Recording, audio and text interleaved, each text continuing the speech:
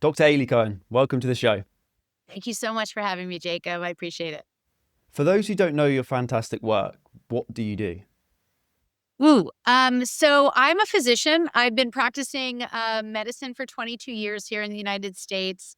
I started off as my regular training here in internal medicine, and then I went off to do a subspecialty in rheumatology, which is also immune system, academics. And then I went into integrative medicine training, which unfortunately I didn't get during my medical school training, which is on nutrition and diet. I learned a little bit about environmental health as well at that point. And so now I'm basically seeing patients, combining all my areas of training and then doing a lot of books and curriculum for teaching organizations. So, what inspired you to blend all of those things together in the first place? I don't think I had any intention of blending them. I actually was just going with my interest. I was so interested in the immune system, which is why I went into that subspecialty. Then my dog became very sick early on, about 15 years ago. I write about it in my new book. I've written about it in even previous books where my dog, was 4.5-year-old golden retriever, and he became very sick with autoimmune hepatitis, which is where his body's immune system was triggered against his own liver, which is very rare in dogs, but it's incredibly rare in golden retrievers. And I was trying to understand why and how he got sick. And as I was trying to explore topics of drinking water and air quality and pesticides where we lived and dog food and flea and tick chemicals and all that, I was uncovering just a multitude of studies and information about how humans are affected by these chemicals as well. In fact, in the US, more so than Europe in a much bigger way. And it led me into a career of environmental health. So I was putting together that with all of the immune and autoimmune disease cases I was seeing as a rheumatologist here in my office. And it all just came together for me to this moment where I'm really talking to lots of people in every way I can about how to manage these environmental chemicals that we've created in modern day times. I remember you mentioning something about your dog's like red plastic toy. How did that play a part in his kind of illness and death eventually? It's interesting. At the time, I didn't have any history I was, at the time, I was rolling up to McDonald's and having, hot deluxe breakfasts while I was pregnant, right? A worse offender, when I talk about this book, I mean, I still color my hair. The thing is like at that time, it was just, I had no clue that chemicals were even a problem. I assumed, at least in the US, that everything that was on the shelf was already tested. It was already regulated. Someone was overseeing it. But it was interesting to find that, the more I uncovered about plastics in general, the more I started to identify how plastic chemicals get into the human body, into pets. And my golden retriever at the time, he was basically living and breathing this red toy, very popular dog toy, but it was in his mouth even while he slept. So round the clock, he had these mucous membranes of his mouth really absorbing and swallowing these chemicals. I can't for sure say that he in any way got this diagnosis from that exposure, but it really opened up my eyes to the fact that many exposures can trigger the immune system in ways that we never expected, the ways that were never tested back then. Now we know so much more about how these chemicals work, not only against the immune system in terms of how it functions normally, but also affecting hormones and how the endocrine system works in the human body as well. When do you think? Do you know if like kind of the rough estimate of the time when people found out that plastics have negative health implications on us? Yeah, I work with a lot of researchers now. And when I first got into this 15 years ago, I was basically reading the headlines like anyone else, if there were any headlines. I was reading medical studies that I found on our medical study, websites like PubMed.gov, which is our US database for published medical journals, peer reviewed studies. And I was actually starting to look at the first and second authors of all of these papers that again, I was self-taught at the beginning. I had no resources. No one ever told me this was a problem, even in medical school.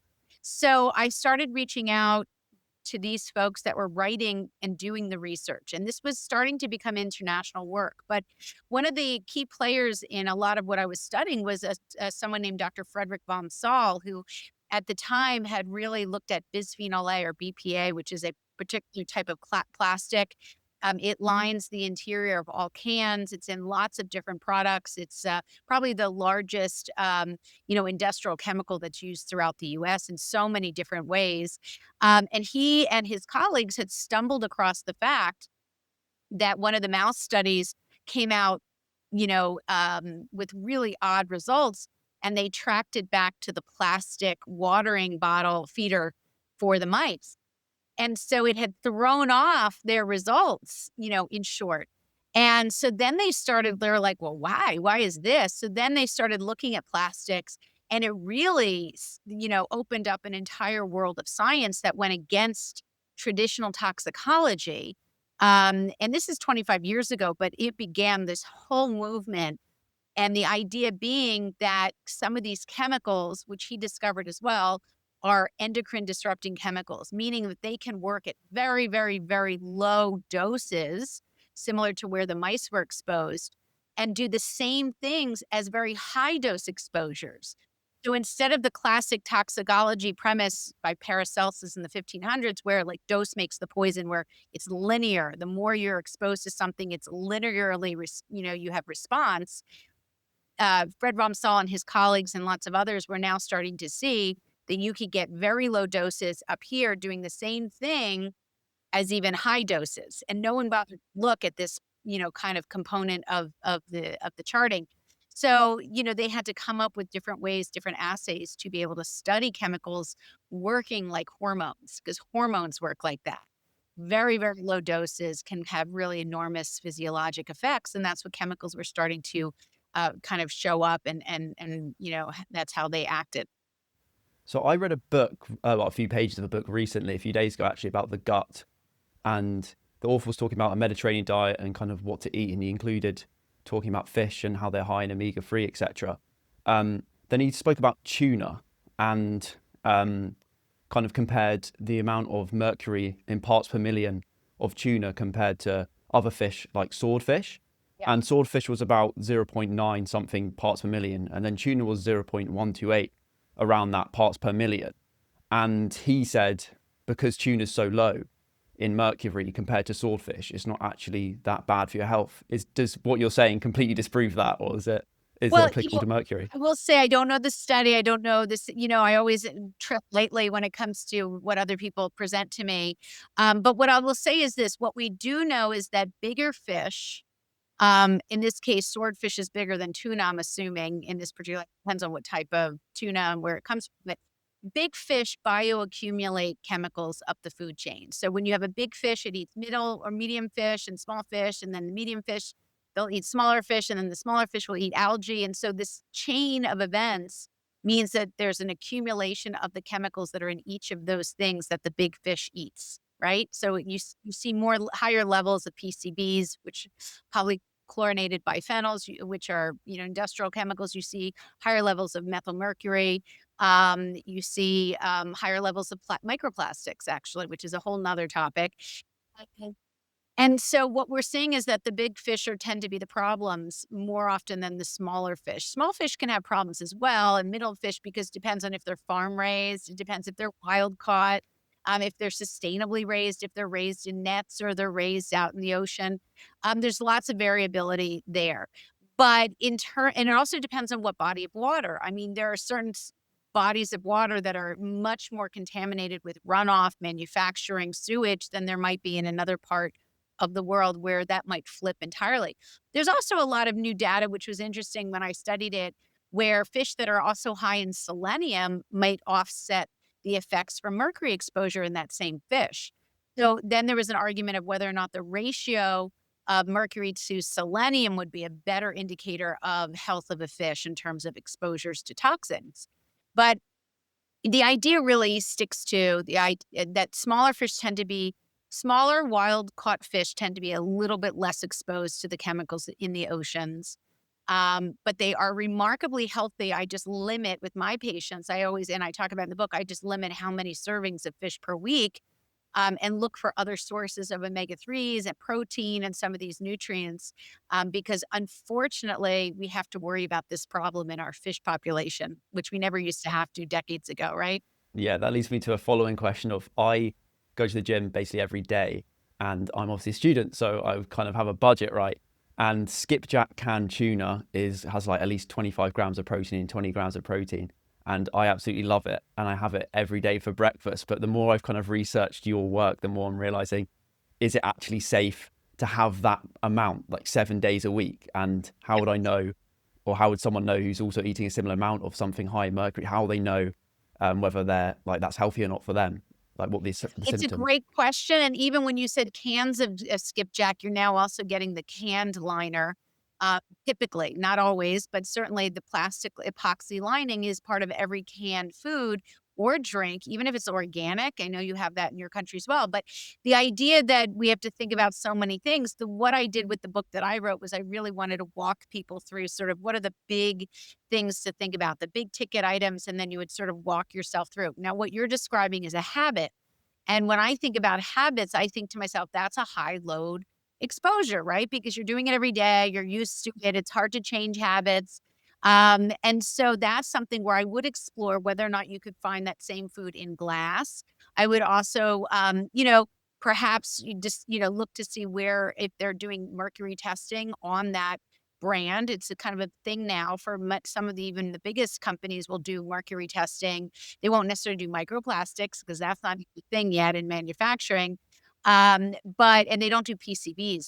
But the idea is one of the key things is to see whether or not you can even test your own whole blood mercury level.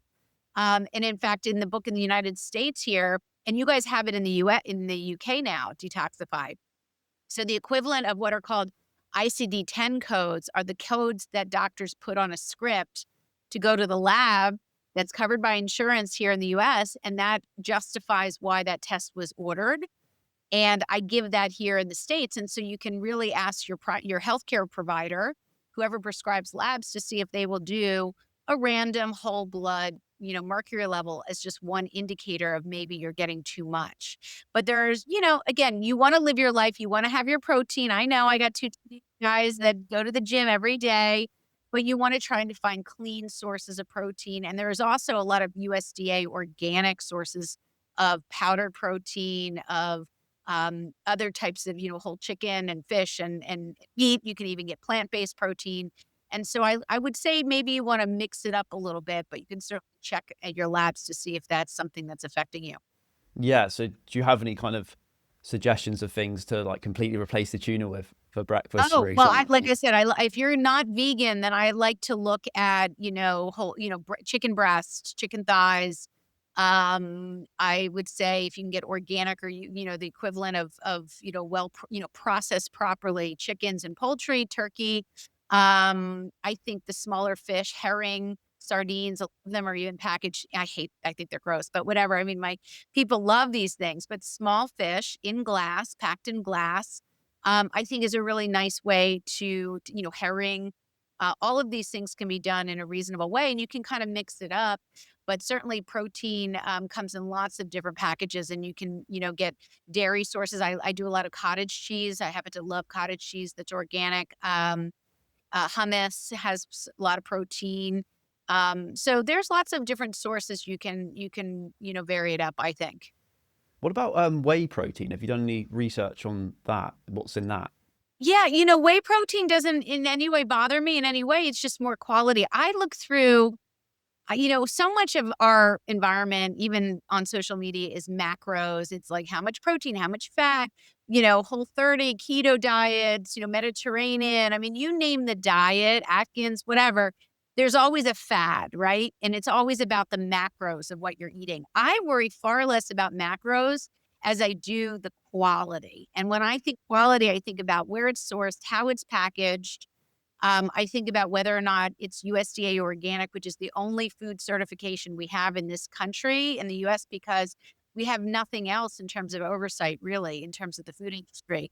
Yeah, it's a real problem here because they've been grandfathered in thousands, actually around 12,000 estimated food chemicals that are food additives that are allowable, but have never really been tested for safety or toxicity. I mean, even dating back to 1958 with the food amendment that passed, which didn't do anything. So the idea is that we have very little regulation and oversight, but USDA organic certification took 10 years to bring to the market.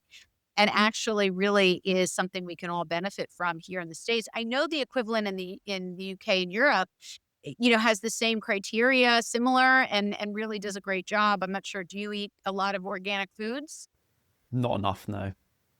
Yeah, and is it more pricey over in the States, or what do you find about that? Um, I mean, when I'm at home, when I'm not at university, I'll probably eat more. My parents will go to like a farm shop, which is just like maybe even more organic than like a big chain store.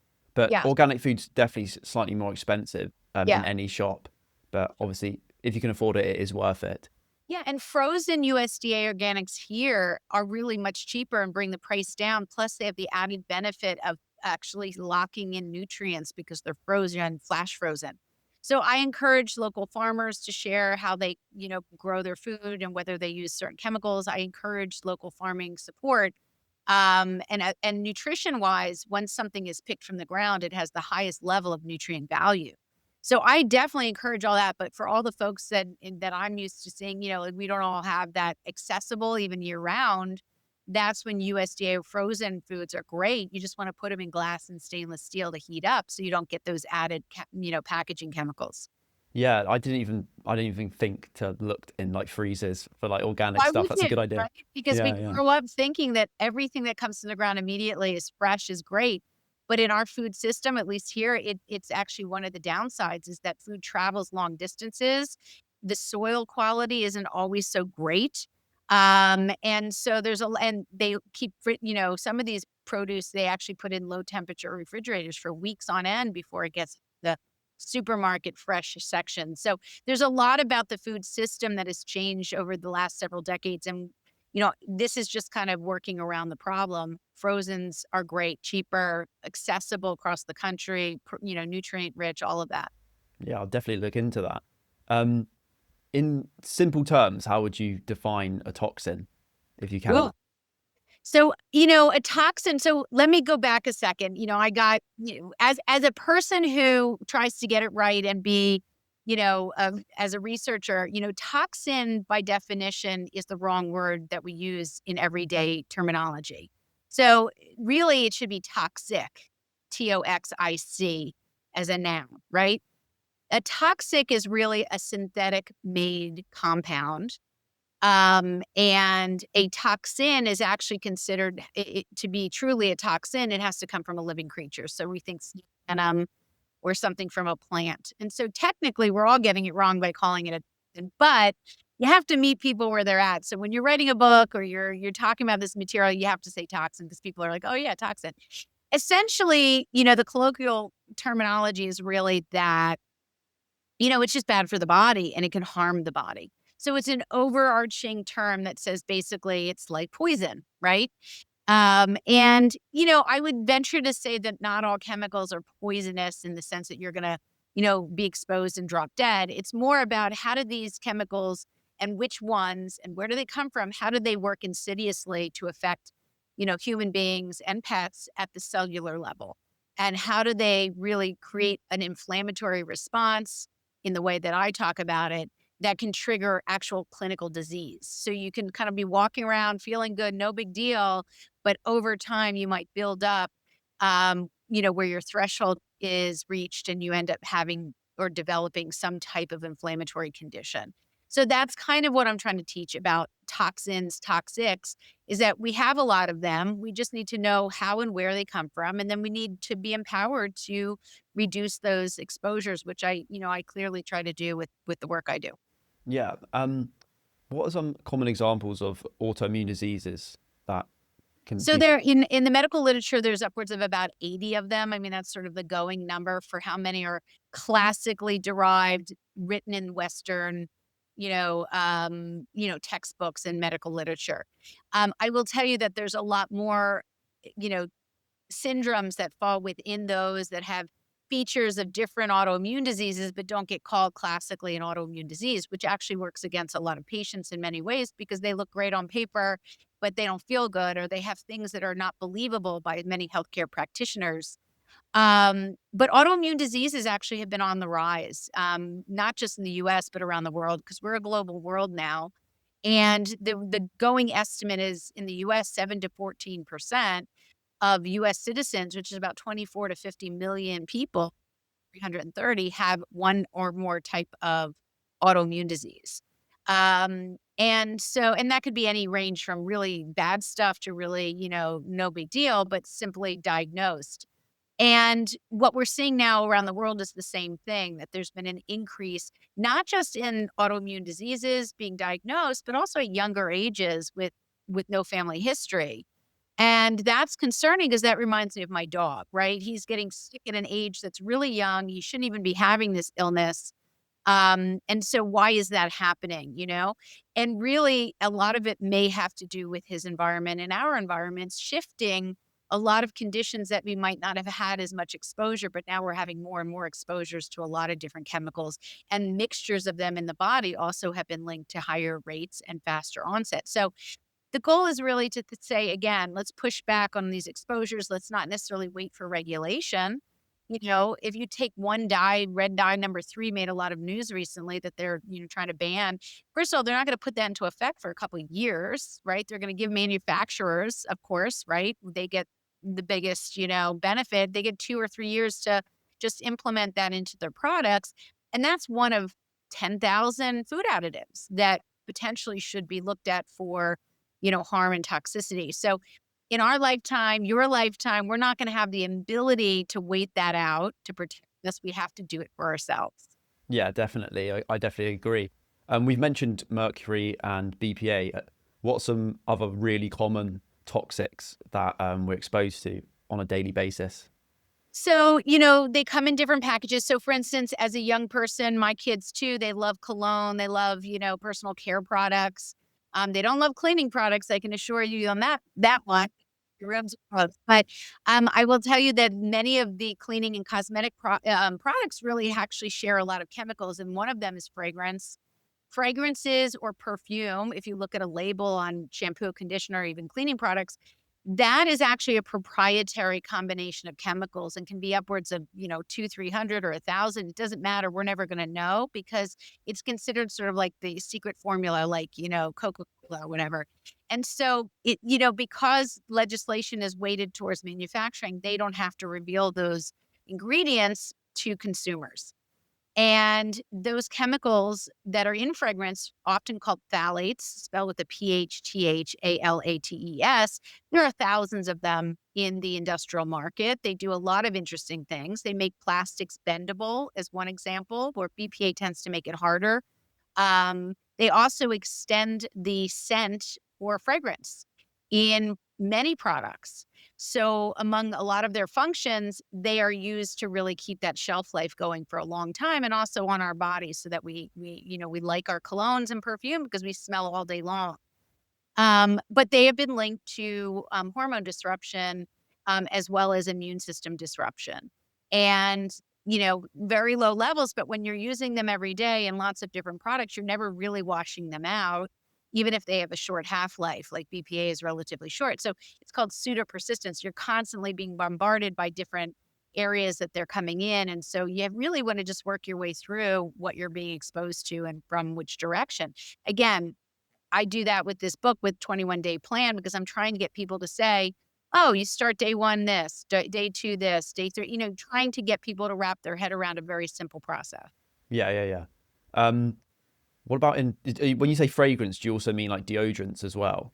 Yeah, Yeah. anything that has an odor is essential. I mean, it could be your, dishwashing soap. It could be your laundry detergent. Scents are $1 billion industry. I mean, they are literally infused into everything. In fact, in the States, you could walk in front of a store and they spray outside their building, to pull you in, which, in some states, actually in the workplace, the American Disabilities Act does not allow you to wear cologne or perfume if it bothers other workers. So there's lots of things that are tied to scent that we don't always think about, but in the workplace, it can be a problem. Outside of the workplace, in private owned stores, they actually spray it so they can get more customers in. So it's luring you in. Yeah, yeah, yeah. I'm assuming the solution isn't to not wear any kind of scents or any deodorants or not wash your dishes. So what are some kind of solutions that we can implement in our daily lives? So, it's interesting when I was doing edits for, my book Detoxified, this is the US version, but you guys have a different version. Hopefully they'll send me my copy soon. Has a water spout on the front.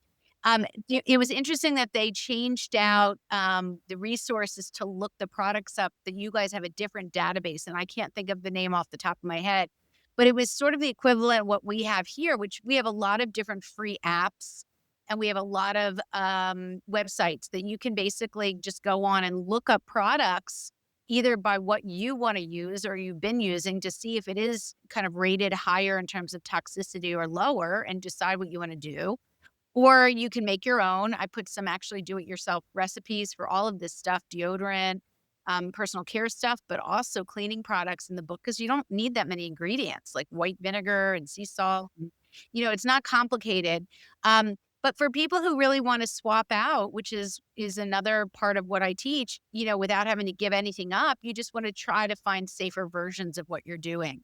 And I teach high school and I throw products at them and they look them up and they talk amongst themselves and they come up with different solutions because there's so many good clean products out there. It's just a matter of knowing how to have the right vetted resources. Yeah, I guess it's kind of a ignorance in some way, not in like a bad way. People aren't choosing to ignore the signs. They're just being fed stuff, like easily accessible stuff, whether it's food, whether it's like cheap deodorant or canned tuna, like we don't get taught, don't try to avoid those things. Here are the better alternatives. Oh, for sure. And listen, if doctors aren't being taught and the people that are supposed to be on the front lines of health, you can't expect everyday people to know this material. Like I wouldn't know anything about my computer system because I'm not a tech person, right? I pay an IT guy to help me get rid of viruses and all that. I think the problem is that, unfortunately, because people are getting a little sicker than they should, even at younger ages, or maybe they just want to be healthy the rest of their lives and really work at that. They just don't have great resources. And I think part of the problem is finding people that maybe are good messengers or people who write really intellectual, intelligent books or, asking, some of your websites where they're not selling products. I've never sold products other than books and curriculum because I really felt strongly that if I'm going to move into the areas of education and academics, that I probably didn't want to be watered down with that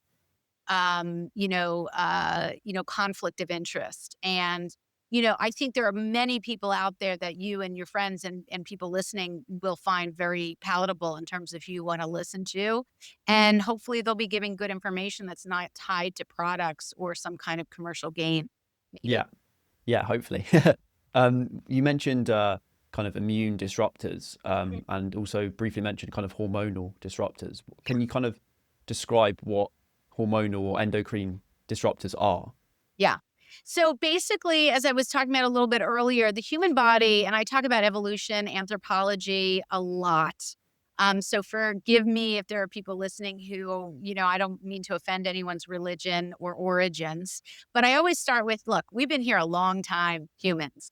And in that period of time, which I will, say is around 4 million years, we've come a long way in terms of having clean air, clean water. Our food was much more nutrient rich because we picked it out of the ground. We chased after chickens. Like we really were moving more, sweating more vitamin D on our skin. Quality of everything was better, right?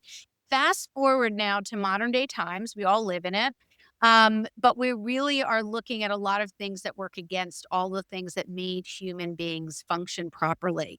And so when it comes to these chemicals, which actually in our country and pretty much around the world, but I can speak to the history here, we had such a boom of chemical production after World War II. In the 1940s, it was when Monsanto and lots of companies really started making pesticides, naugahyde, rayon, plexiglass for fighter pilots so that they could fly with lighter aircraft. We had food storage capability that would reduce use of natural resources. We had plates that would not break if you dropped them. So it was great for housewives in the 1950s, right? So we've had a lot of chemicals come into our market, come into our products just in a very recent time. And that's a lot of change for the human body to manage in terms of just kind of foreign invaders making their way in. So back to your question, hormones have been part of the human existence. It's very ancient. Even estrogen and androgens have been around since humans have ever been around. And they work at such small doses to do huge things in the human body, because everything about evolution is about conserving energy so that you can evolve to the next generation. And so when it comes to energy, hormones really are the most powerful thing you can have to do anything in the human body. And we have lots of them. We have insulin for sugar management. We have thyroid hormone to manage metabolism. We have fertility hormones. We have growth and development. We have brain development hormones.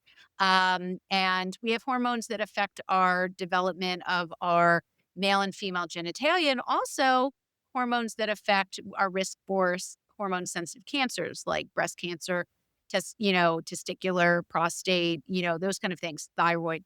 So the idea that these chemicals were discovered to disrupt, and disrupt is a broad word, which was left open for all of the research that would follow from 25 years ago when they coined this. But it has a lot to do with upregulating receptors, downregulating receptors, intervening with physiologic pathways and communication, which is how, hormones affect glands and organs. So that's really a lot of where endocrine disrupting chemicals, EDCs, was coined. Immune disruption chemicals, which I coined because I'd never seen it in the literature, is reframing a lot of the data that was already collected on many of the immune effects, but framing it towards, what we're seeing epidemiologically in terms of, these diseases developing. And so we see things like cytokine increase and inflammatory responses.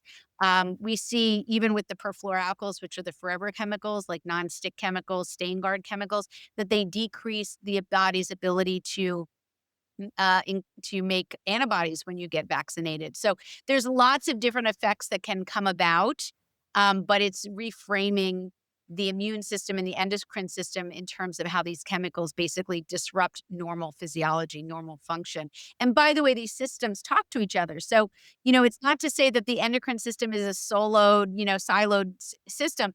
They all talk to each other. You have all these systems communicating, so anywhere these chemicals intervene can potentially cause a cascade of events. So that was really the framing of the book. Yeah. Do you think the kind of long-term implications, there's some really big impacts to our health that's still yet to be discovered? Because, a few decades time, we might look back and be like, oh wow, there's a lot more health implications than we realize. Maybe similar with like tobacco and cigarettes. It took a few decades to really know the true extent to Yeah. the implications. Do you think that's going to happen with Yeah, toxics? I would say that third-party testing, academic testing, NIH-funded testing, unfortunately, we're having a real problem with science being cut off at this time, in terms of some of the most important cancer prevention studies, environmental chemical exposure studies. And we're also having, a bit of rollback when it comes to oversight with exposures in manufacturing. So when you combine those issues where you have less science and less investigation and more, less regulation overall in manufacturing, it really can potentially be a problem. So I'm hopeful that we're still going to be able to come up with this data and that there's going to be funding for it. But I will say this, and I get asked this a lot, especially now with the politics in the US, right? Really, really contentious on every level, right? But when it comes to regulation, I always encourage it. I always want red dye number 3 to be taken off the market if the science supports it. I always want certain chemicals in the water system to be, you know, mandated, managed, remediated. But here's the thing, it will not be able to do, we can't get enough regulation to manage the problem. In other words, the horse left the stable, you know? We have to do this for ourselves in a very reasonable way, nothing to get scared about, but do it in a way that you're providing agency over your own body and your own choices and not waiting to be saved, you know? Yeah, definitely. That leads me to another question I thought of. If you were able to decide what foods and drinks could be banned with no public backlash or political backlash, what would you ban instantly? There's probably quite a long list, but I'm just curious to Oh, know. geez. Well, I think one of the things that I talk about the most here is water quality, because it's not so much banning, it's really upregulating, the ability to clean water at our wastewater treatment plants. I do realize that it it's very hard to fix an infrastructure even in around the world, right? Because if you even add one chemical that needs to be managed, you're really changing the entire process by which water gets cleaned. So I'm still in the school that you want to clean water when it hits your home, your apartment, your school before you drink it is right where that filtration process should go on, and they don't have to be expensive. Banning, oh gosh, there are so many chemicals to ban. I would say, overall, I think, banning chemicals like BPA, where it's in every canned food. I mean, it's one of the highest production volume chemicals there is, and it's not just in the food system. I think if you can get rid of they got rid of BPA in plastic baby bottles here in the US in 2012. My co-author was largely responsible for that for some books that we wrote together. But unfortunately, we have all these regrettable substitutions. So they came up with BPS, BPSIP, BPF.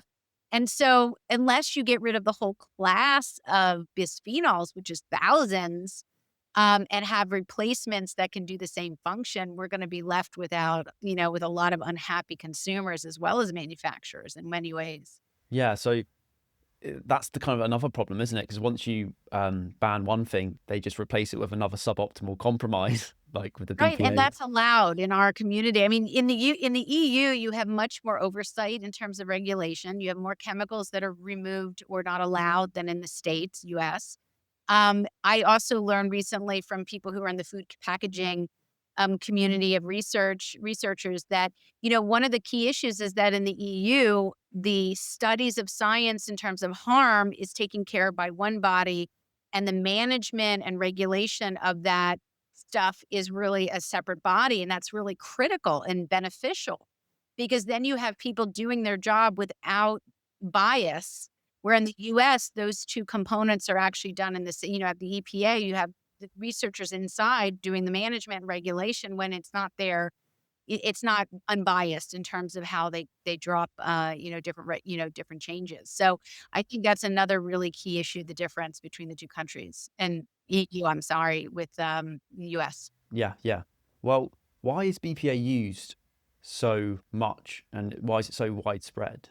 'Cause it works. I mean, it's one of those things where when a chemical gets part of production, it is so hard to take it out of production because it's been used for so long and it has this purpose of, at least in canned foods as an example, it lines the interior so it protects the food and drink in that can from the metal exterior. It was designed to prevent botulism, which is a bacteria that can occur if you have dented cans. So it was sort of like a layer of protection before, the can gets damaged. But no one wants to change the food packaging. We don't even think about food packaging. We're so consumed with food chemicals themselves that people aren't even thinking that one of the biggest ways to get exposed to BPA is actually from the food packaging itself. And so I think that a lot of these chemicals, they're just, they were designed in the chemistry lab. They do a function that they were looking for, and then it's very hard to make replacements.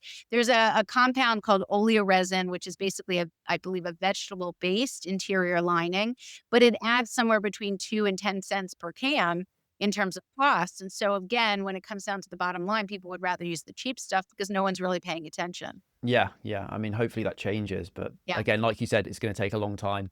We Yeah. should take the initiative. Do you think there's almost, I don't know if this is the right word. I learned it in psychology a few years ago, almost like an agentic shift where we kind of think, oh, the big agencies and the government, they know what they're doing. They'll be giving us like safe food, even though it's wrapped in plastic. Do you think that's a big problem with the Yeah, public? I think, look, we're all human, we're all busy, we're all so, distracted by our own lives and work and survival. Like, I get it. I mean, I was that person 15 years ago. I was so, I just relied on other people to do the work or just made the assumption.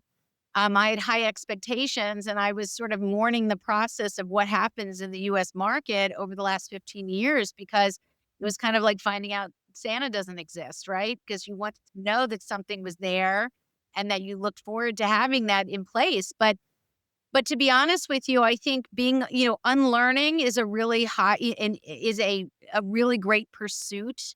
I think it shows intellect when you can learn something and share that with others, as long as it's, obviously vetted in, I believe, science. And so unlearning things is really takes courage, and it takes power to wrap your head around it. It took me years because I was so part of the Western system. Coming from a family of doctors, married to a doctor, brother's a doctor, parents and cousins, I just relied on the system to really give me what I needed and no more. And I found out that there's all these other areas of healing. There's all these other area tools for people to think about when it comes to our health. Ayurvedic, Chinese medicine, exercise, sleep management is so critical to human health. Drinking water, all of these things, stress management, they matter. The gut microbiome matters. And that's why I feel like I found a community, lots of people now who understand the science. It's just taken a while. Yeah, you mentioned sleep there. How important is getting your 8 hours, 8+ hours for kind of getting rid of toxics? Yeah, 8 hours is great. For younger people, it's upwards of 9, 10, 11 hours, believe it or not. I mean, ask my teenagers, they don't get any of that. That's the goal, right? Younger brains need more time to develop. But when it comes to chemicals, it's interesting because the brain and the spinal cord are separated from the bloodstream and it's surrounded by fluid called cerebral spinal fluid. It's kind of clear. People get spinal taps and it's clear. It's not blood that comes out. That material actually is also called the glymphatic system in and around the brain, which clears out a lot of chemicals we now know. Again, science develops, science moves on. We start to see great, cool findings. We now know that when we sleep, we actually clear a lot of the chemicals we're exposed to during the day. And so that's really remarkable because that means not only do we want good quality sleep and long sleep because we feel rested, our memories are better, our response to pain evaluation is actually lower, believe it or not, when you have less sleep, more sleep, you feel like your perceptions are better for pain. There's so much good from sleep, but now we have this added benefit of being sort of a cleaning system at night. So I encourage people to really consider, how much value on sleep we give it because we often take it for granted. I did, everyone does, but it's something to really use as a tool for detoxifying, actually. Yeah, it's definitely an asset for not Yeah, just that, but for everything like you said, like memory and learning and stuff. And sure. I think, especially people my age and probably people older as well, maybe type A's a lot of the time as well, we just think, oh, we can do everything all at once, and oh, it doesn't matter. I can work on 6 hours sleep. It's fine. Let me just spend a few more hours like studying or practicing whatever I'm doing. And if we actually give ourselves time to get a bit more sleep, that's going to obviously compound and benefit us over time, not just for our health, but for our sociability and our memory and stuff. So, Yeah, you know, and look, life is fluid and you're gonna go through periods in your life where you're gonna be up all night for a paper or you're gonna be out partying or maybe, you're gonna have a child and you're gonna be up all night taking care of a baby. I mean, there's so much about life that's so fluid, And so one of the things that I talk about in the book out of my 4 A's of environmental health navigation, the 4th A is allow. It's doing all of the assess, which is the first, avoid or swap for products and that kind of thing for the 2nd A. The 3rd A is what we add in, nutrition, diet, certain foods that are powerhouses, sleep, all that. But the 4th A is allow. And allow is saying, you know what? You don't have to be perfect. 80/20 is certainly fine. Life is fluid. And when you give yourself a little pat on the back and you say it's okay to have birthday cake and to travel and not always be, this is not about perfection, it actually motivates people to do more of the big lift. So I had to have that psychological piece, I think, because it's such a broad and big topic in order to keep the positive momentum. yeah, because otherwise the activation energy to do the things you're like kind of encouraging, it would be so high if you kind of fall into that over optimization trap, and it just you end up in. I think it works against a lot of people in the health and wellness world too. I think there's a sense in medicine as a doctor with colleagues and healthcare people that it's almost putting blame on the patient if they can't keep up a standard that is super high. And I think it's just so unfair. And then you're lopping on pressure on top of someone managing a condition. And so I want to pull back on that and say, you know what, if you reframe the situation that you're doing really well and you're doing the best you can, it's a journey for everybody and take your time and It's not a diet. You want this to be part of your lifestyle. I think all of that makes people's perception of their own condition and pain control even improved because you're putting people on a positive cycle. And the institutions sometimes I find are very daunting in the way that they frame your health as being your own fault. So I don't love that. Yeah. I was just wondering actually, have you done any studies on kind of caffeine? Is there anything negative in terms of toxics or toxins in caffeine or in coffee that could potentially pose a problem, not just on our sleep, but Yeah. on our You know, overall it's health? interesting. There's so many environmental toxins. You could go into smoking and alcohol, but you could also say sugar. You could also say caffeine, things that we are, are socially acceptable. I would say that caffeine is certainly a drug. It's always been designed and manufactured and used as a drug. It's even though it's in our food system, it has certain purposes, of course, to keep us awake. But when you take too much, it can be deadly. And in fact, I had in med school, there was someone, we stay up late, we studied for, days, for major exams. And, in this particular case, someone had, one of my classmates had drank a whole pot of coffee over the course of a nighttime trying to stay up awake and study, and they had overdosed in caffeine that it was really dangerous. I mean, palpitations, cardiac issues. I mean, it revs you up to the point where your metabolism can really be overwhelming in terms of, basic functions, and, so that person got pretty sick. So, it's not so much I would think that most people are doing that, but I would say that caffeine has a very long half-life, so to speak, so it lasts in your system for even 8 to 10 hours. So when you're having your last cup of tea or coffee, but probably more so coffee in terms of caffeine, you wanna make sure it's early enough, so believe it or not, so that you don't wake up your sleep cycle or mess with your sleep cycle because you want your sleep cycle to be natural. You wanna kind of close down to sundown to, all of your work activity. So many people rev up to caffeine and then they do downers to go to bed, sleep aids and medications and melatonin and all that. And technically, we want to work our bodies around not having to use those kind of compounds. Yeah. So it's the half life 8 to 10 hours. I always thought it was six Um, hours. it's variable. I think it depends on how much caffeine. I can't give you the exact numbers, but 1 cup. What's 1 cup? My husband loves coffee, and his 1 cup is 20 ounces. Like, what do you like 4 cups?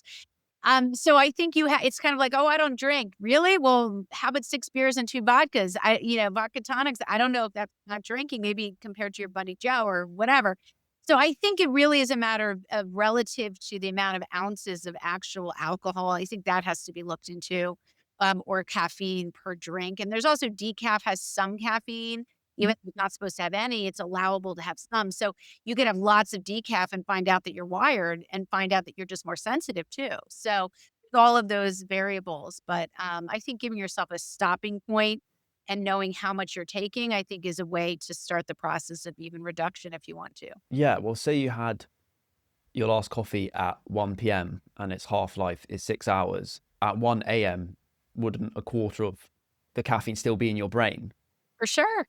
It's Yeah, I just mean, crazy. you're talking about half-life, right, so 50% of what your dose is your half-life, so if your half-life is 6 hours, in 6 hours, only half of what you originally taken in is still in your system. Another 6 hours is only half of the last amount, so you're always gonna have some in your system until it's completely washed out. So, yeah, half-lives matter and, how much you metabolism, sweat, urinate, how much, other medications you're on, whether or not, your body works well to get rid of those things also matters. So, and my general rule is for every 1 cup of caffeine you have, not cup, you want to have equal amounts of water, clean filtered water, because you're offsetting some of the dehydration that goes along with this. I mean, dehydration is really critical in older people. If you have a lot of tea, like in your country and in UK, tea is like, but there's a lot of people who fall in the US at least. I can't speak to to the UK, but there's a lot of people who fall because they drink tea instead of water, not realizing that the caffeine is dehydrating. Then they stand up and they fall and fracture. So understanding that 1 cup to 1 cup of water to replenish is really kind of an important thing no matter what age you're at. Yeah, definitely. Um, Switching topic a little bit, microplastics. So Mhm. could you go a bit into kind of microplastics when it was kind of when they were kind of discovered or like found in the human body? I did read like maybe a year or two ago that microplastics have been found to cross the blood brain barrier. I just wanted to know if that was true and what could be the causes of that. We got all good stuff now. I mean, we're finding look, I don't know when they were first discovered, but they certainly made the headlines in the last year in a big way because some of the better studies are coming out now. And we're actually looking for them now because we want to see how they play into dementia and Alzheimer's and brain health was really the first reason people started looking because they found at autopsy people had microplastics in their brains.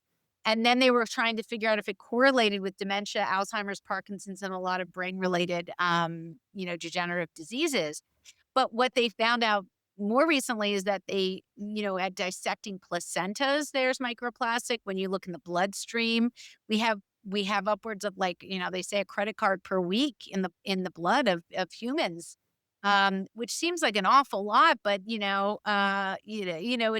kind of sending the point home that we are getting filled with plastics and they are getting caught in places like the brain where you have smaller vessels. They're getting caught in what are called atheromas, which are sort of fat, pockets that were discovered when they were doing open heart surgeries and they were taking the fat chunks and sending them to pathology and finding out there's microplastics.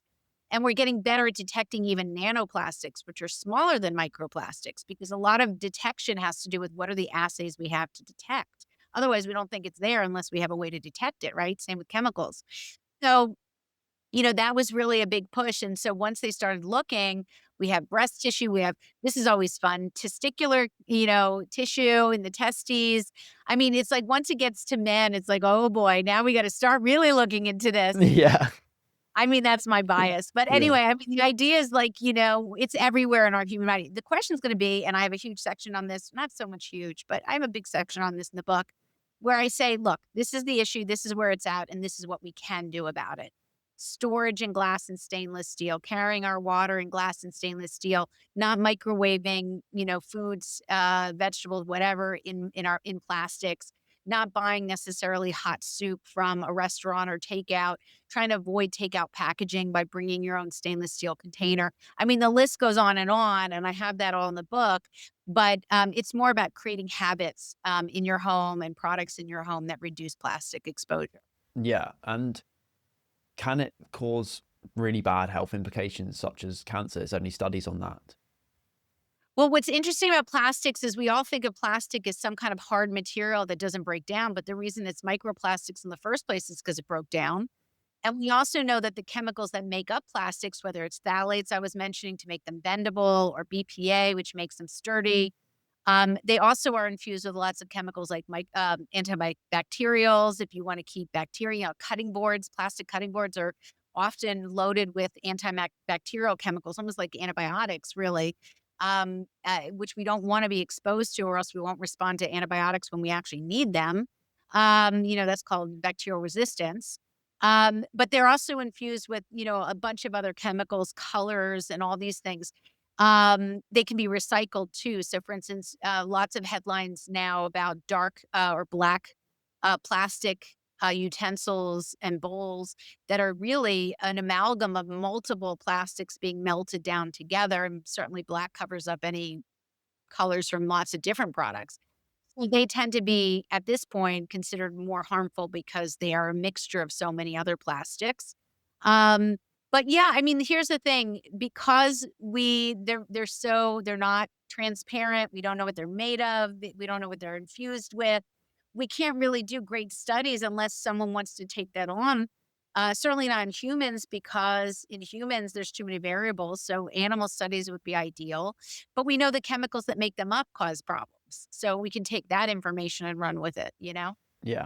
What are some food and drinks that are really high in microplastics that you've Food researched? and drink. Well, it's been discovered in beers. It's been it's certainly discovered in any plastic bottles containing food. Certainly canned foods. We know microplastics exist. Um, Where else? It's in our air quality. I mean, people don't realize that even nanoplastics, they're in the air. If you live near manufacturing, it could be in a lot of different places. Not like you're going to stop breathing, but I'm saying that just the vast swath of exposures to microplastics, but predominantly it's food and water.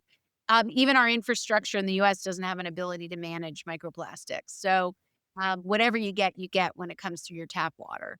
Um, but certainly single serve plastics that we, run around and take out, which I do too. A lot of our food in the supermarket is packaged in plastic, so I rinse them off. So there's little things you can do that can actually reduce those levels. Are there any like new technologies or products that have found the way to kind of filter out microplastics that could be This is a great groundbreaking? question. I think this is the mad rush by water companies, water filter companies.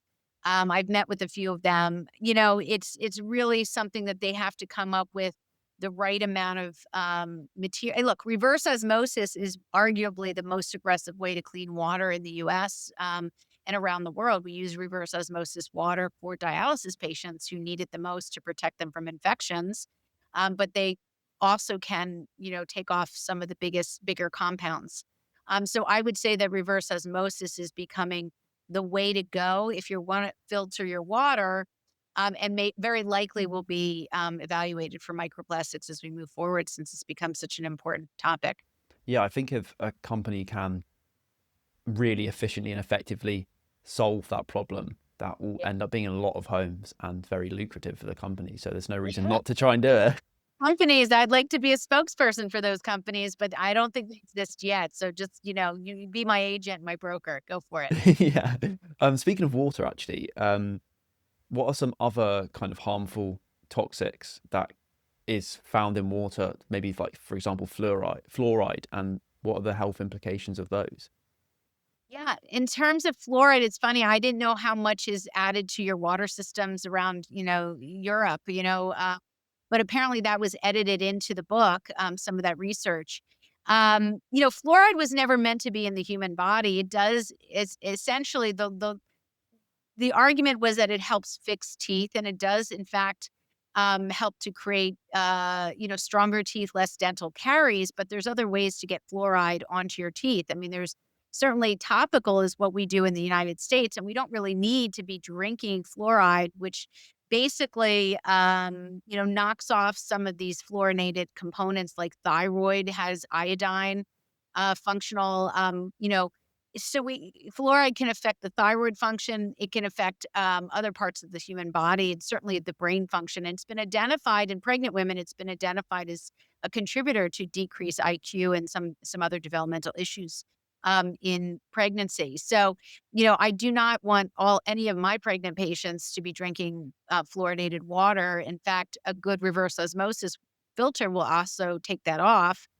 Around the world, they've been removing fluoride, from water systems. I mean, left and right. I mean, the data is just really remarkable.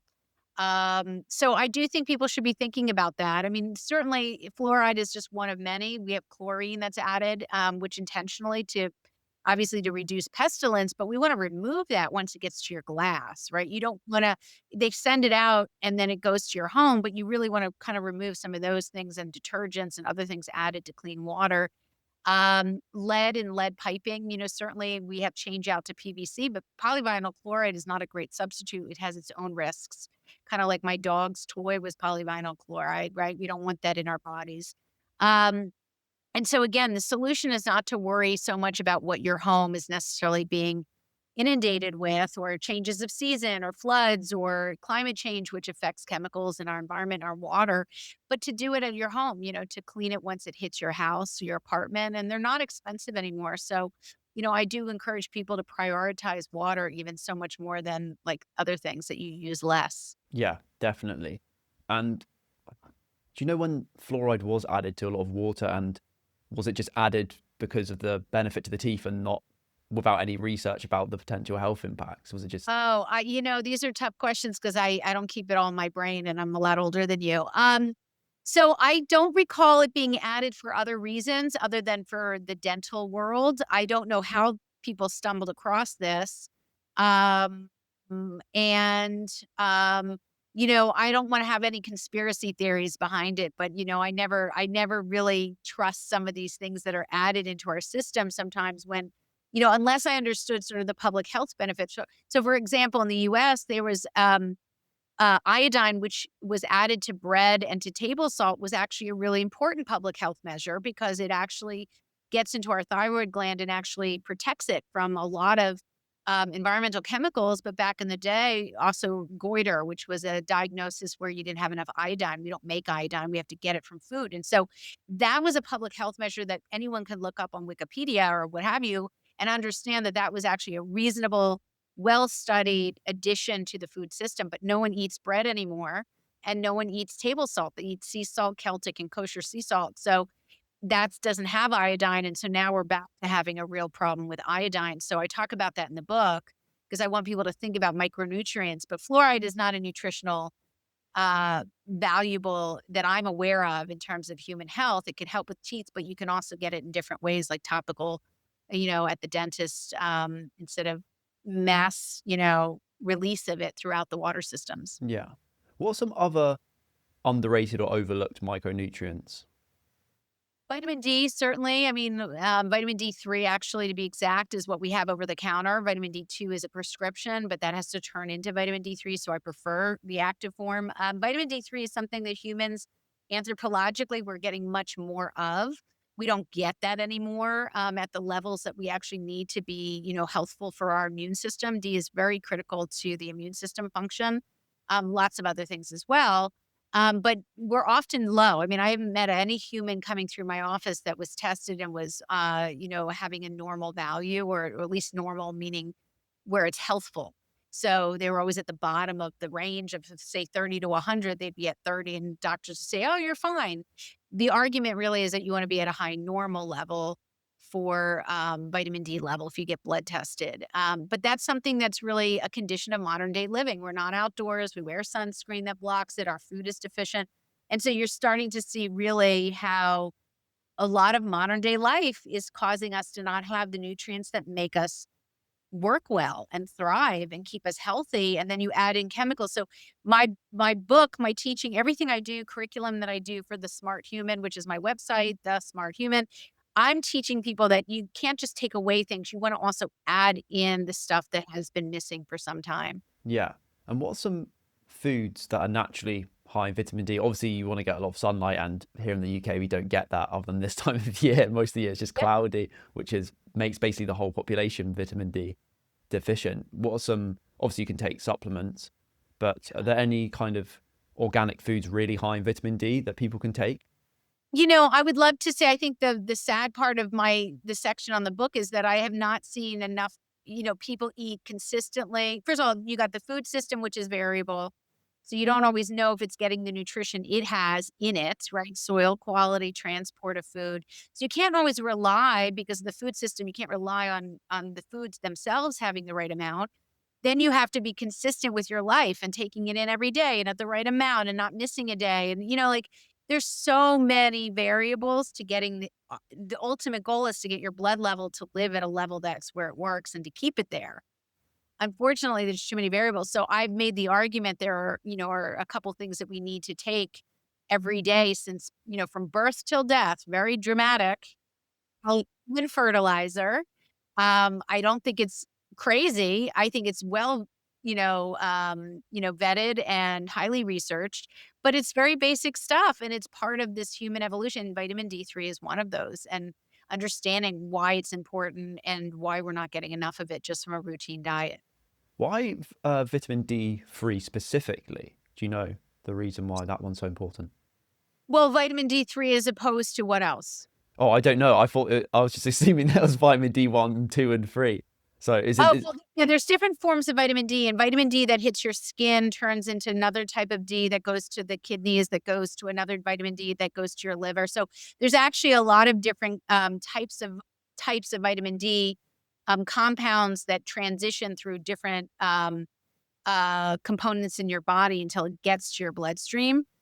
And that too has its variability, right? Whether or not your kidney can convert it, whether or not your skin is converting, whether you have makeup on, whether you have sunscreen on. So again, that changes whether or not you get actually enough active form of vitamin D3 that's doing its job for a variety of reasons and, for the immune system. So when I say take vitamin D3, it's the most active form. It's the kind is the end point, but you don't have to have it converted in the human body, which creates a lot of, issues for some people. Yeah. Okay.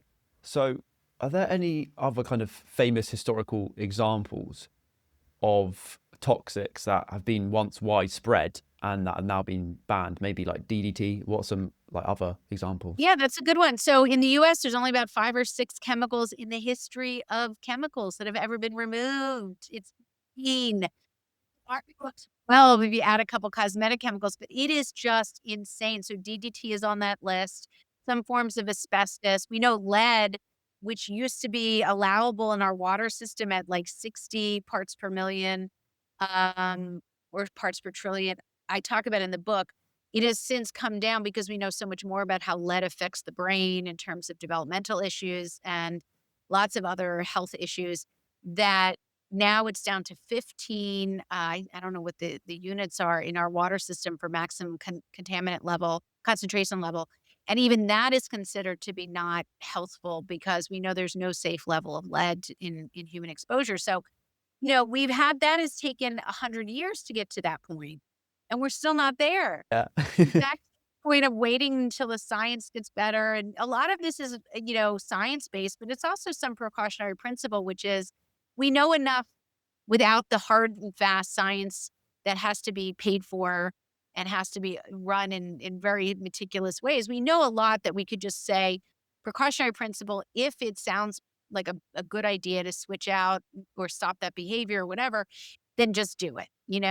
And that's kind of built in to the messaging, of what I share. Yeah. That is why I love your work, because it kind of makes you rely on yourself to change things rather than relying on, like we were saying earlier, like bureaucratic governments or agencies. So yeah, no, it's Yeah, really it's good. unfortunate. I mean, I wish I didn't have to say that, but, I've been through 3 presidents and 3, health secretaries and, it's not that anyone's not doing their best and trying and maybe they'll get a win here and there, but it's just, come on, it's been 15 years and nothing's changed really. So I just encourage people to do it for themselves. Yeah. 100%. Yeah, no, I think that's the same with not just trying to detoxify your body, but also like everything in life. I think you just have to take control as much True. as you It's can. kinda true. I teach that to my kids, but they, don't listen and walk out the door. So, so maybe Jacob, you can talk to them. Yeah. If they listen to the podcast, they might learn a few things about it. I'll do some episodes on it. But we mentioned actually earlier that the environment has changed so much in the last like 150 years or post-industrial revolution, and clearly our genetics and our bodies like haven't as much as the Right. environmental change has. And I was just wondering if you think environmental exposures to toxins has had a bigger impact on developing chronic diseases than genetics, or do you think it's an interplay and it's kind of too contextual and that's too much of a generalized statement? Do you think Yeah, which that's a one do you great think? question. What I say to people is, whether or not we develop any type of illness or condition is really this dance between 3 things. It's our genetics, it's our, lifestyle, and it's our environment and exposures. And the reason I divide them out is because they all have a real play on this in terms of how we live our life, and whether we are afflicted with anything. But we have control over all 3 and certainly 2. We can affect our lifestyle by choices, smoking, alcohol, chemicals. We can, I should say smoking, alcohol, but also sort of exercise, stress management, that. We have the environment, which is more the chemical related, EMF, all those things that we can work on. Even our genetics, which I say you can't change your genes, but you can change and work on your epigenome, which is the proteins that sit on your genes and decide or help to manage whether those genes develop or express disease. And so we have control over those proteins. And I think that has a lot to do with lifestyle and environment. So I'm trying to give people this idea that it's not like, oh, grandma had it or cousin Susie had it or everyone got autoimmune and everyone had cancer. But guess what? That doesn't mean that's you. And it means that you have every opportunity to try to keep working to reduce those risks that contribute to those diseases, because you can keep genetic risk at bay by what we do and how we live our lives, for sure. Yeah, I think that's really interesting how you mentioned like grandma got it or granddad got it because like, you can be, for example, my granddad, he died of prostate cancer, and that the doctors told my mum that me and my brother are genetically more susceptible of it. But what you're saying is like, it doesn't mean we're guaranteed to get it, does it? Like if we, For sure. And I'm not saying I mean, God forbid you do get it, but I'm saying, there are certain diseases that we know very, very classically through research that if your parents have this, then you're going to get it. I mean, there are one-to-one, certain types of colon cancer, certain types of breast cancers.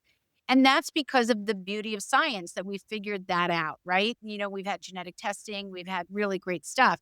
But for the vast majority of conditions, there's so much more involved with you know other components. For instance, you said your grandfather, but you were also given genes passed down through your mother and your grandmother's side, or I should say your grandmother, and two sides of the family that made up your mom and your dad. And so the idea is that we're sort of like a mutt of genetics, right? We're mixture.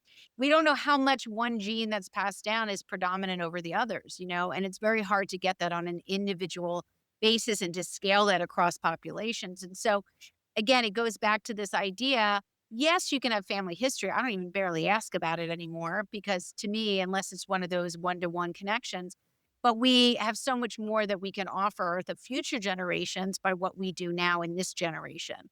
And that's also a very important goal because we know that these genes, these chemicals can affect that epigenome. And that's why we want to intervene on those changes as much as we can for not just for us now, but for what we might have in the future in terms of children. yeah, definitely. And are there any, I've heard that cigarettes, for example, like inhaling cigarettes often can have a potential genetic kind of effect on your children.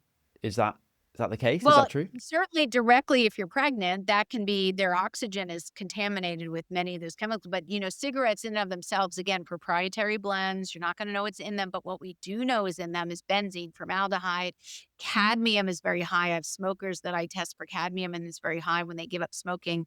Their cadmium levels go down. You can also get cadmium from dark chocolate, of course. So I don't remake, is it smoking or is it the dark chocolate, right? So this all goes to being kind of a savvy clinician and asking the right questions, getting a lifestyle history so you don't blame any one thing erroneously.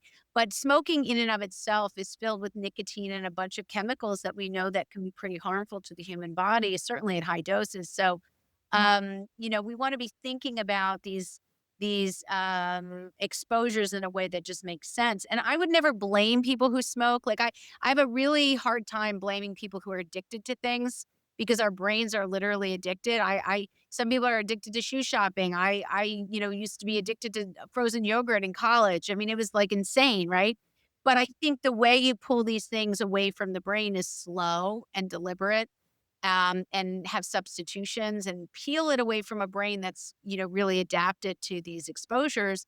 I'm not a good cold turkey person. I always think that the brain has to sort of evolve, adapt, and keep moving. But there's so many ways to do these things where you're removing like diet sodas. I was addicted to Diet Dr. Pepper for God, 10 years. So we can all do it. It's just a matter of when to get started. When are you ready? Do you have substitutions that will suffice?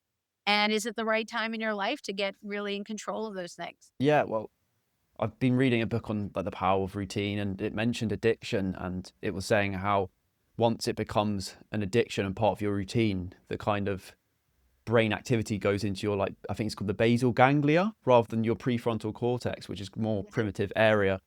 The decision making, Yeah, yeah, yeah, more yeah, it's sort yeah, of behavior. Yeah. yeah. And this lady who went from being a massive smoker to a like completely just stopped it, was completely sober, didn't drink, didn't smoke.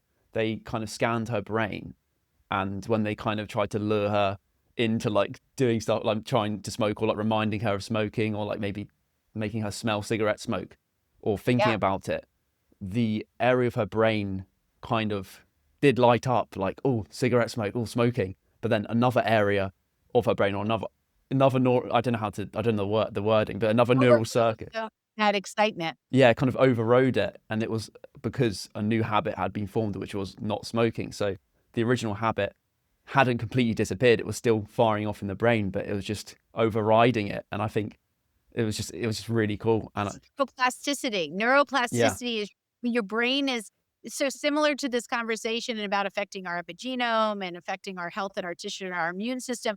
Our brains are very, very plastic. I hate to use that word, but maybe not for microplastics, but the plasticity, meaning that I mean, I guess it comes from the same idea, right? Moldable.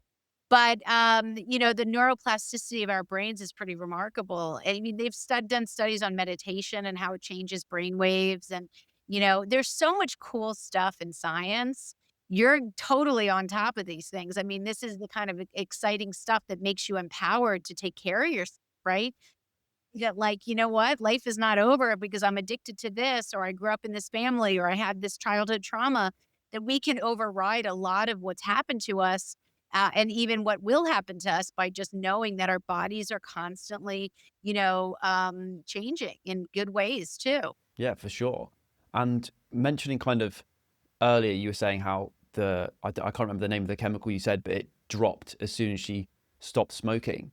How quickly can toxins get flushed out of the body once we stop ingesting them? So, for example, if once I stop eating tuna cans as much, how quickly are the mercury levels going to drop? Does it really depend on the toxic, um, or does Yeah, it? it depends on the individual chemical, because they all have their own half-life of how long they break down. It also depends on where it's stored. For instance, mercury happens to be stored in muscle tissue. Lead happens to be stored in long bones in the bones.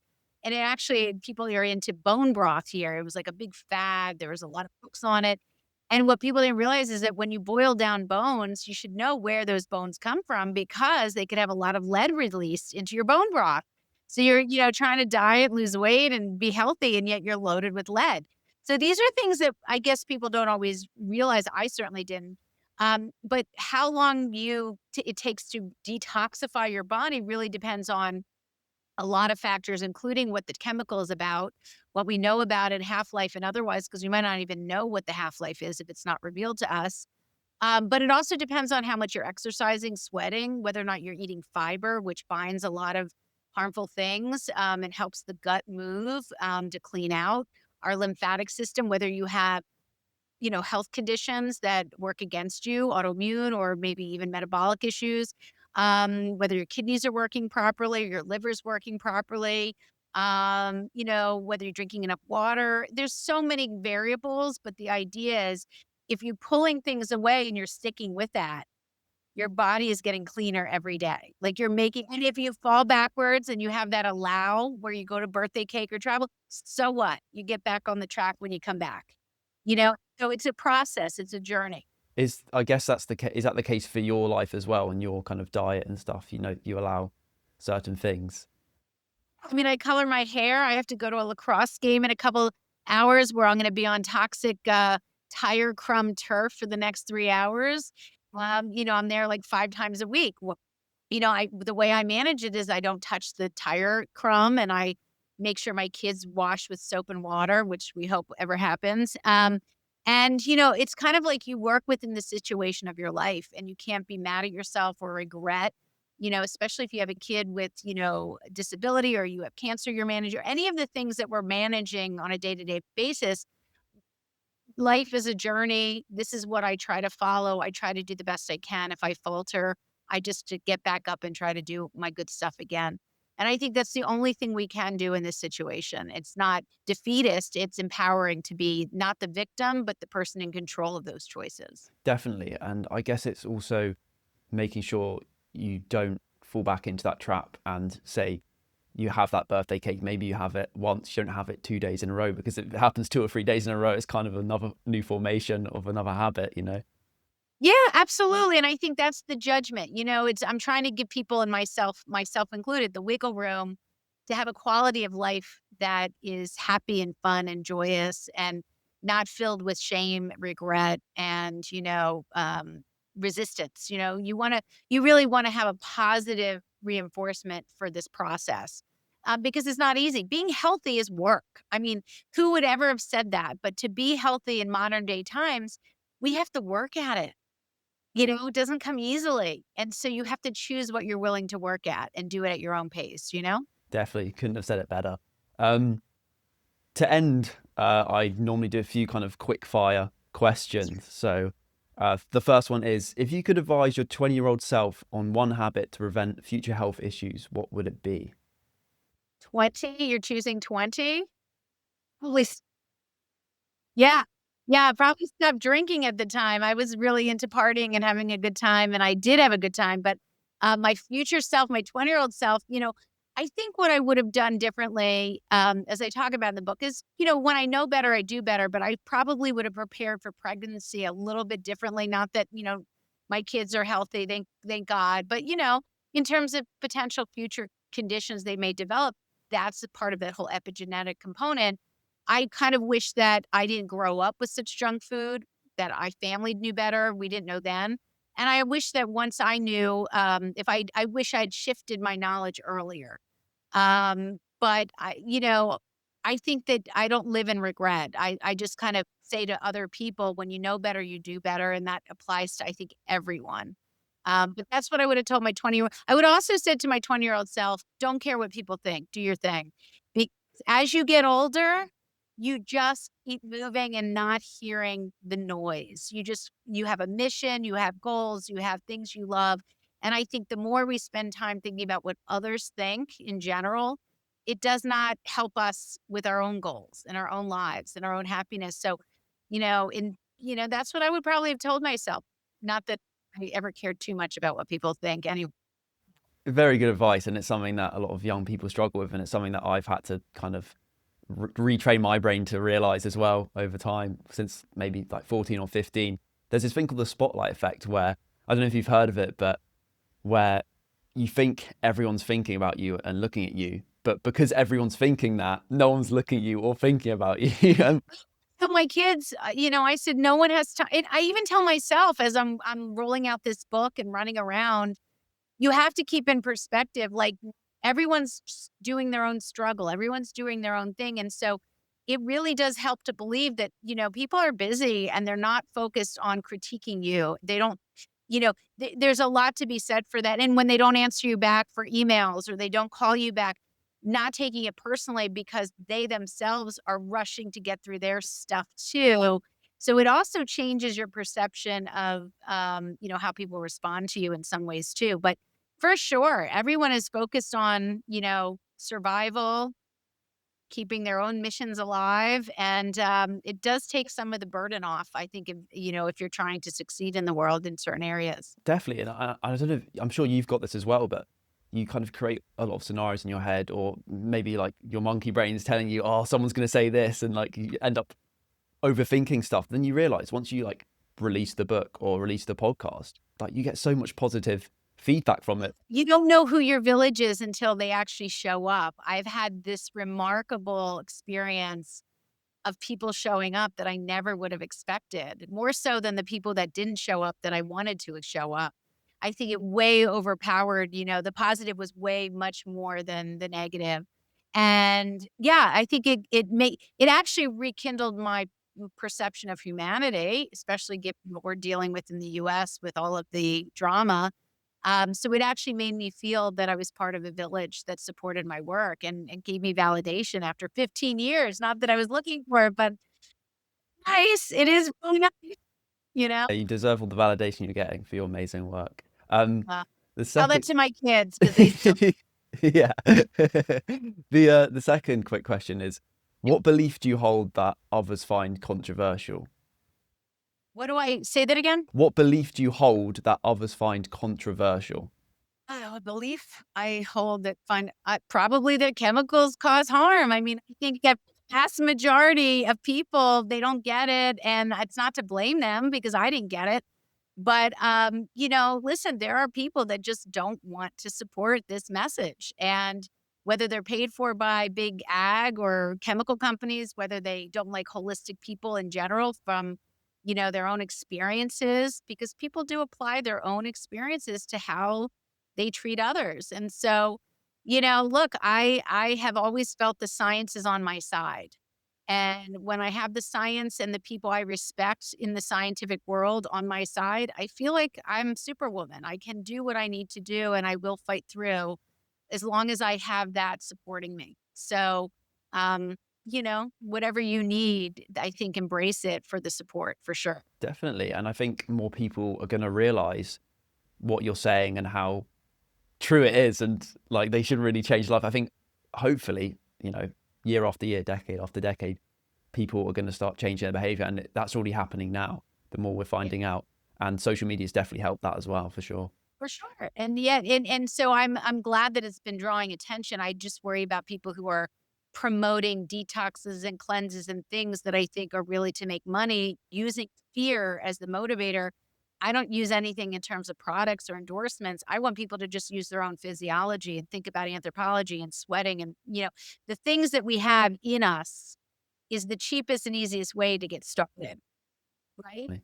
Yeah, That's to me where you get started. You don't need teas and high colonics and wackadoodle stuff. You just really need to just understand how your body is brilliant.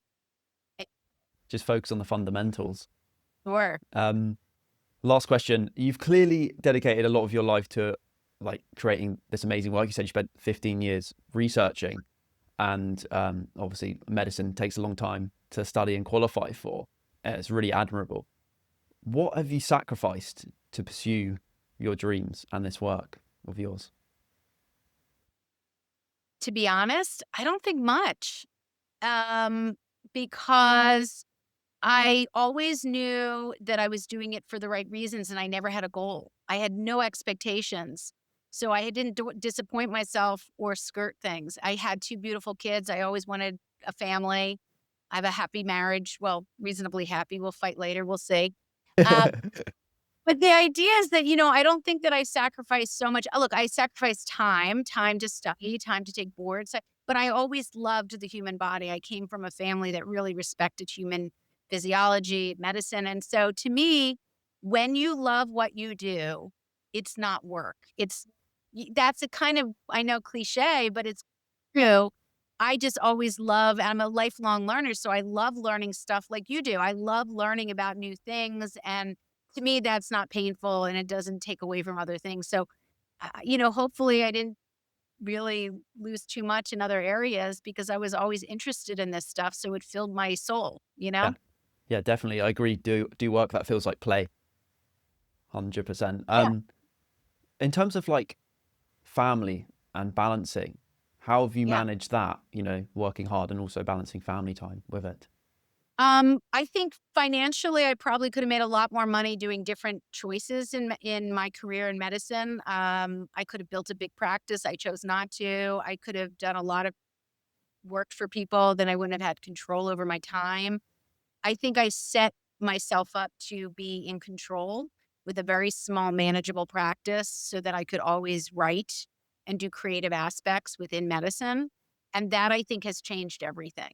Um, and I think it's because I don't care so much about big ticket items, fancy stuff, that I feel I've been able to do what I want to do for my emotional and heart reasons. So I think it just depends on what people want in their lives. I just didn't need.